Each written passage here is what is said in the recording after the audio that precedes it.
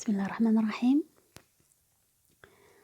في هذا الفيديو غادي ندرسو دالة حدودية أو دالتين حسب الوقت. غنبداو أولا بدالة حدودية من الدرجة الثانية. الدالة اللي غادي ندرسو هي الدالة في إكس ناقص إكس أس 2 زائد 2 إكس زائد 3. السؤال الأول: احسب النهاية عند ناقص ما لا نهاية لإف إكس هو النهاية عند زائد ما لا نهاية لإف إكس. السؤال الثاني: احسب اف بريم لإكس ثم ضع جدول تغيرات اف. السؤال الثالث: ادرس الفرعين اللانهائيين لإف ثم رسم المنحنى. إذن غادي نبداو بالسؤال الأول اللي هو حساب النهايات. أن المطلوب عند ناقص ما لا نهاية وعند زائد ما لا نهاية. دونك النهاية عند زائد وناقص ما لا نهاية. إذن نعاود نكتبو الدالة في إكس هنا ناقص إكس أس 2 زائد 2 إكس زائد 3. النهاية عند ناقص ما لا نهاية في إكس. بالنسبة للنهايات عندنا نهاية الحدودية. إذن النهاية عند ناقص ما لا نهاية اللي عندنا خاصية تناخدو الحد اللي عنده أكبر درجة. عند ناقص ما لا نهاية ناقص ما لا نهاية أس 2 أس زوجي إذا عطانا زائد ما لا نهاية يتضرب في ناقص إذا يساوي ناقص ما لا نهاية. بالنسبة للنهايات راه كاين فيديو سابق فيه كيفاش تحسب النهايات وكيفاش تطبقوا الخاصيات ديال النهايات. الآن النهاية عند زائد ما لا نهاية لإف إكس نفس الشيء أن دالة حدودية. إذا النهاية عند زائد ما لا نهاية أو ناقص ما لا نهاية دائما كنهزو الحد اللي عنده أعلى درجة. نفس الشيء زائد ما لا نهاية أس 2 تعطينا زائد ما لا نهاية ضربناها في ناقص تعطينا ناقص ما لا نهاية. هذا بالنسبة للسؤال الأول. السؤال الثاني الآن. السؤال الثاني مطلوب حساب اف بريم لإكس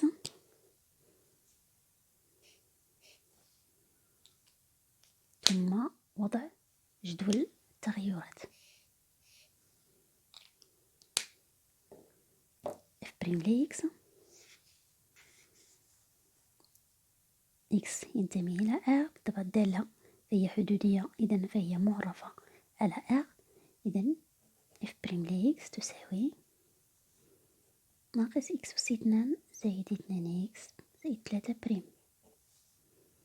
كذلك بالنسبة للاشتقاق إلى أن مجموع ديال دوال بغينا المشتقة فكنديرو المشتقة لكل دالة. هنا كذلك كنستعملو خاصيات ديال الاشتقاق وراه عندكم فيديو كذلك كيشرح هاد الخاصيات والتطبيقات ديالها.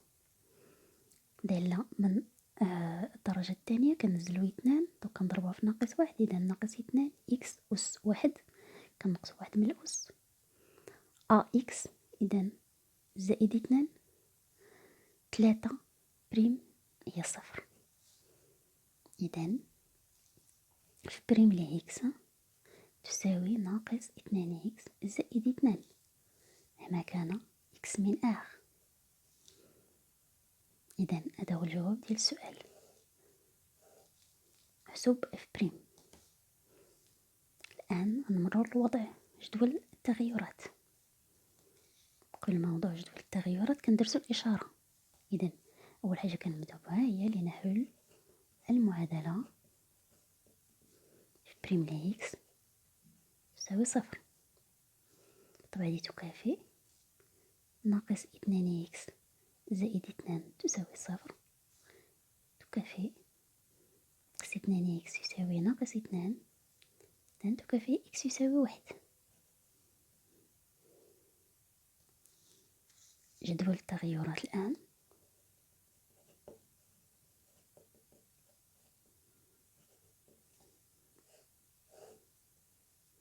كذلك جدول التغيرات كنضعو فيه إكس حتى الحدودية إذا معرفة من ناقص زائد ما لا ناقص ما لا نهاية إلى زائد ما لا نهاية اف بريم لإكس. هنا كنوضعو السطر الثالث اف لإكس، كنوضعو الانعدام ديال اف بريم،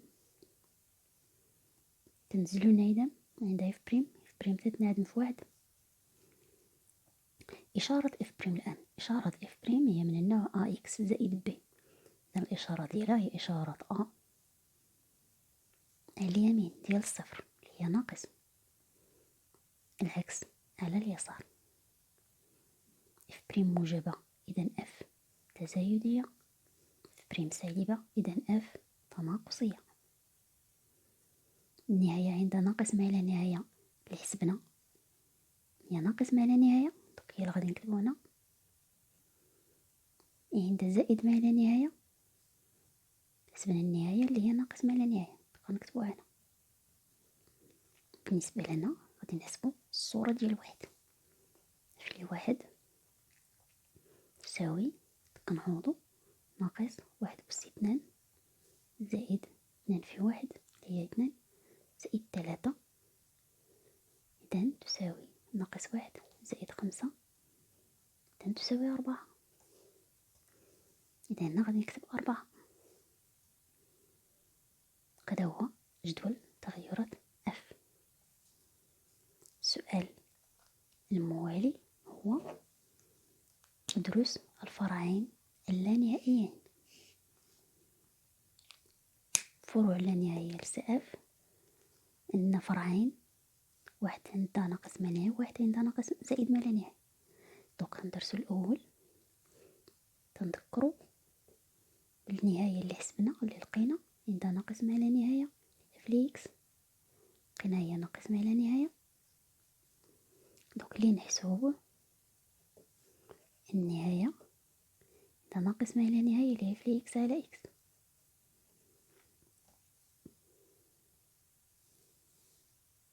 تساوي إذن النهاية عند ناقص ما لا نهاية في إكس اللي هي ناقص إكس أس اثنان زائد اثنان إكس زائد ثلاثة على إكس. دالة جذرية، كذلك نهاية الدوال الجذرية راه عندكم فيديو حول النهايات ديال الدوال الجذرية. كنهزو أكبر الحد اللي عنده أكبر درجة في البسط، كذلك اللي عنده أكبر درجة في المقام. دونك ناقص إكس أس اثنان وهنا إكس، هنا غادي نختزلو بإكس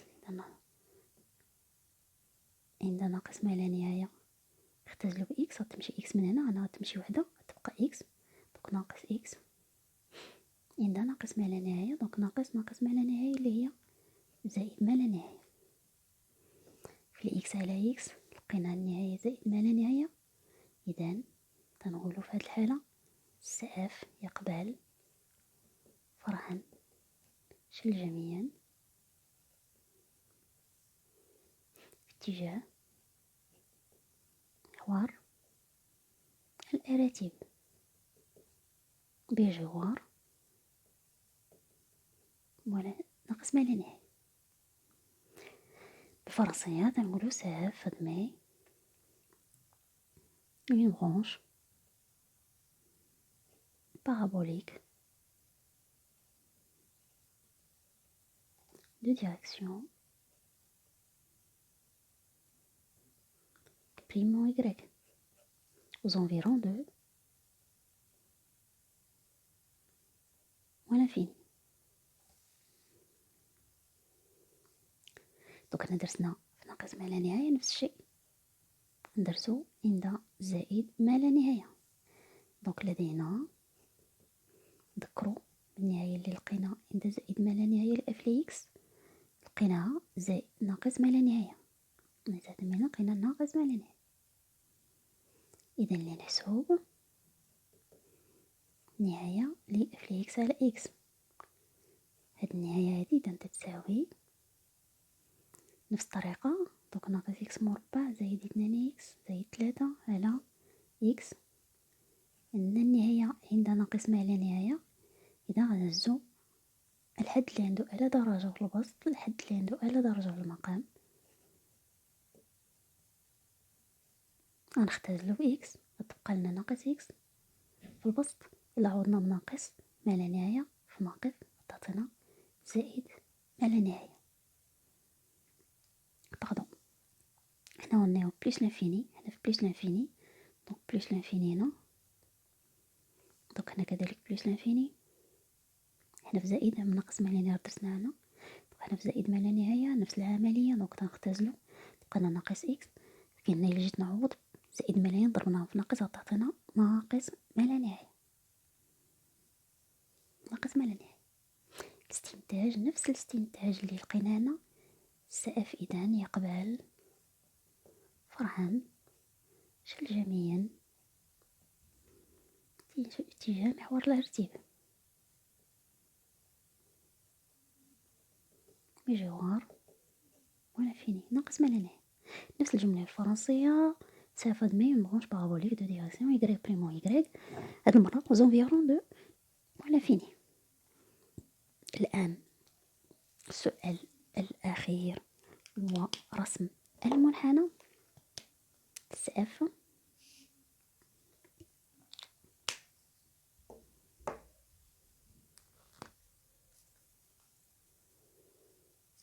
بالنسبة لرسم المنحنى أظن